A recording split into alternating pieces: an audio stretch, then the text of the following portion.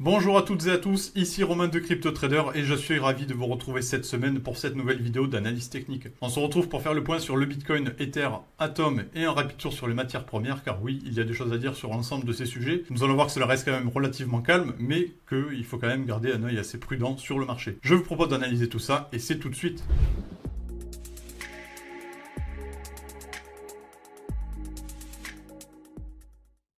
Allez, pour débuter le Bitcoin, comme d'habitude en vue hebdomadaire, la semaine passée a été relativement calme, bien que nous ayons eu une tentative haussière sur le court terme, nous le verrons tout à l'heure. Mais sur le moyen terme, eh bien, comme vous le voyez ici, ça reste quand même totalement neutre. On poursuit toujours cette latéralisation au-dessus de la Tenkan hebdomadaire. Pour moi, c'est un signe qui reste positif. Elle joue toujours le rôle de support plus qu'important. Attention, une cassure de celle-ci renverrait les prix vers l'ancien plus bas sur la zone des 25 000 $, ce qui mettrait en danger la situation pérenne de la tendance de court terme. Pour l'instant, donc, sur le moyen terme, peu de choses à dire. Cassure des 32 000 $ toujours attendue pour moi, pour envoyer un réel signal haussier. Pour l'instant, pas de réel enthousiasme sous ce niveau-là. Cassure des 32 000 $, nous pourrons envisager les 37 000 $, vraiment l'ancien. Nous avons l'ancien ici, l'ancien plus bas de janvier 2022. Nous avons également ce nuage, c'est vraiment cette zone de congestion que je vise si la résistance ici vient à casser. En extension, on pourrait penser vraiment aux 43 000 $. Il faudrait vraiment avoir une grosse pression haussière, une grosse vague haussière pour être déclenchée par une réelle bonne nouvelle, peut-être venant des ETF, pourquoi pas à la rentrée, mais pour l'instant on voit que ça continue de temporiser, que c'est toujours reporté, donc pour l'instant on a peu de choses à se mettre sous la dent, ce qui explique la totale neutralité de ce marché actuellement. Voilà, donc la situation reste neutre sur le moyen terme, à surveiller, la lagging span continue de bien intégrer le nuage hebdomadaire, ça c'est parfait, ça permet vraiment de confirmer quand même que nous sommes neutres, et ça enlève un certain risque baissier sur le moyen terme.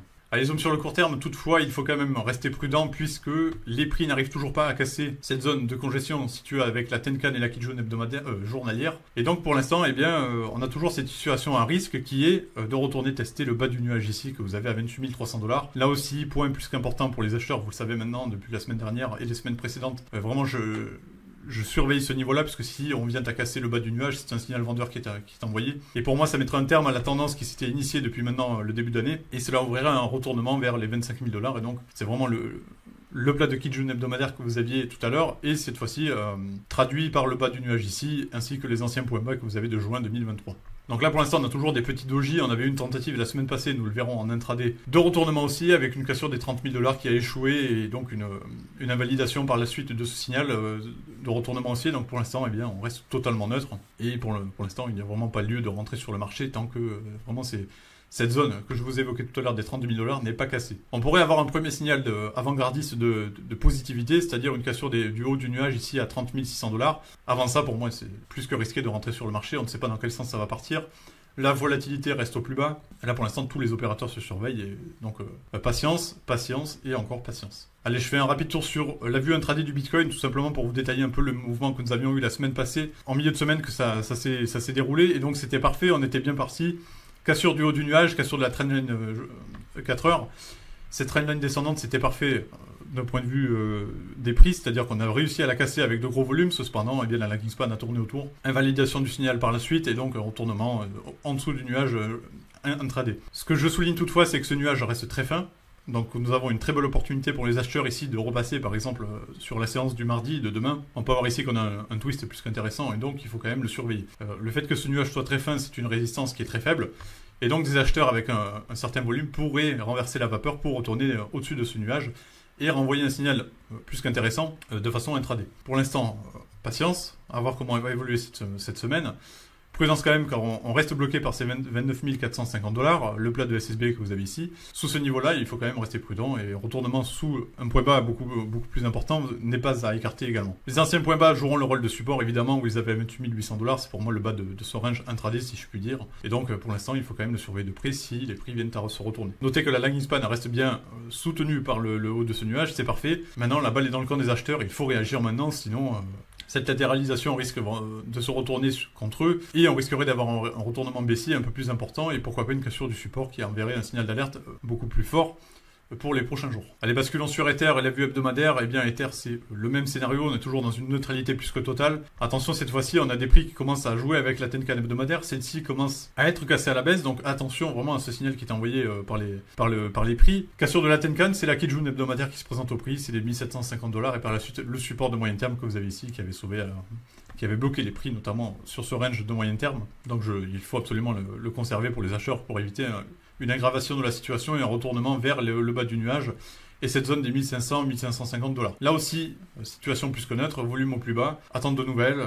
Donc là, forcément, eh bien, marché des cryptos à l'arrêt. Tant qu'on n'a pas de réelles nouvelles, soit haussières, soit baissières, il faudra vraiment rester patient et prudent sur ce marché qui reste quand même sans orientation majeure. La vue du court terme est un peu moins positive que Bitcoin, puisque on reste quand même soutenu par la Tenkan journalière, il faut le noter, par rapport à Bitcoin, c'est quand même un point beaucoup plus honorable, c'est que la Tenkan journalière a été cassée, elle joue le rôle de support, cependant on est toujours bloqué par cette Kijun journalière qui empêche un retournement vers le haut du range de court terme à 1943 $.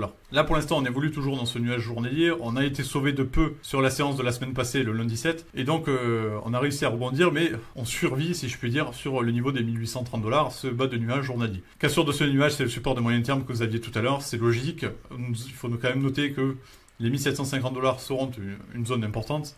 Là aussi, plat de SSB qui se traduit sur le moyen terme par le plat de Kijun que vous avez tout à l'heure. À surveiller quand même de près, puisque là aussi, neutralité totale, on peut partir dans les deux sens. Rien à signaler, patience, tout simplement. Un réel signal de retournement haussier sera donné par une sortie par le haut de ce range de façon définitive, avec de forts volumes, une confirmation sur la journée du lendemain, évidemment. Tant que ce niveau-là n'est pas cassé, pour moi, il n'y a aucune réelle opportunité haussière à jouer, prudence quand même sur le court terme. La vue intraday d'Ether est là aussi un peu plus positive que Bitcoin. Cette fois-ci, on est dans le nuage intraday.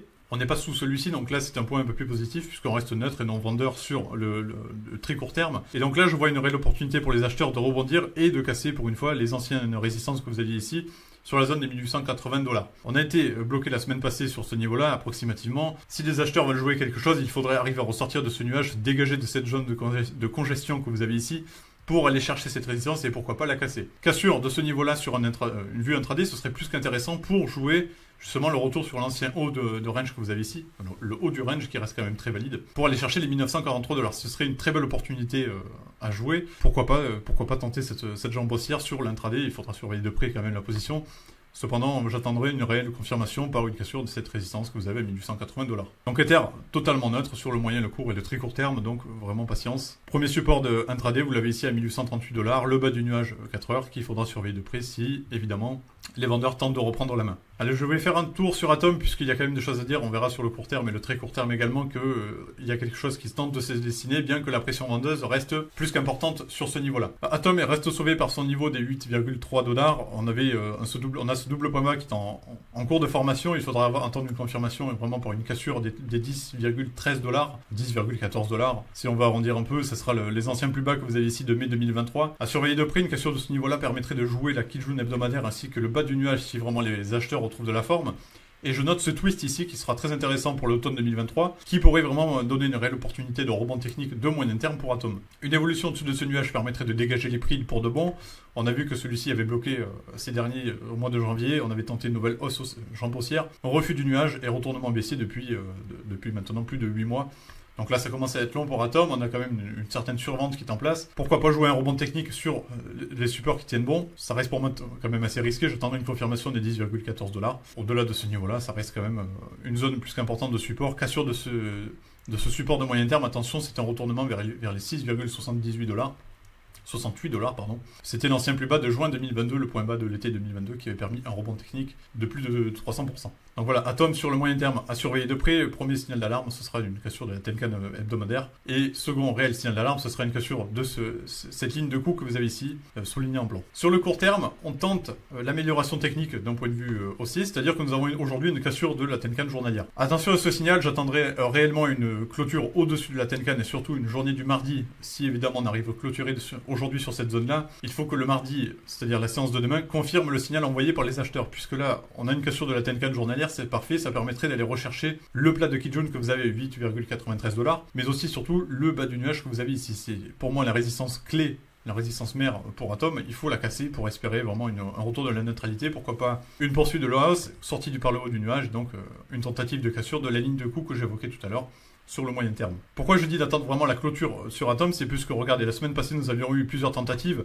Également, depuis maintenant plusieurs semaines, la Tenkan journalière bloque les prix, ça ne passe pas. C'est pour ça que là, pour l'instant, on a de l'optimisme, puisqu'on tente de casser cette Tenkan. Si on clôture en dessous, il y a zéro signal, il faut rester très prudent sur ce dernier. Le support reste le même que pour le moyen terme, c'est les 8,2 $, c'est les anciens corps de bougies que vous avez ici.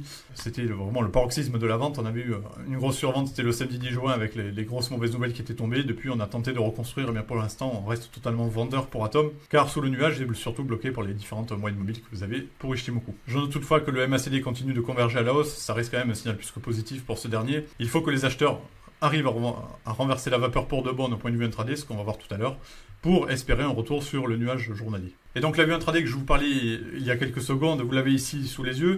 La vue intraday, elle nous donne pas mal d'informations puisqu'on a réussi à casser enfin la trendline descendante qui tient depuis maintenant le 14 juillet. Donc on peut voir que c'est quand même un long retracement baissier qu'il y a eu, même d'un point de vue intraday, regardez la tendance baissière qui est bien installée. Le nuage bloque les prix, la Tenkan et la Kijun également.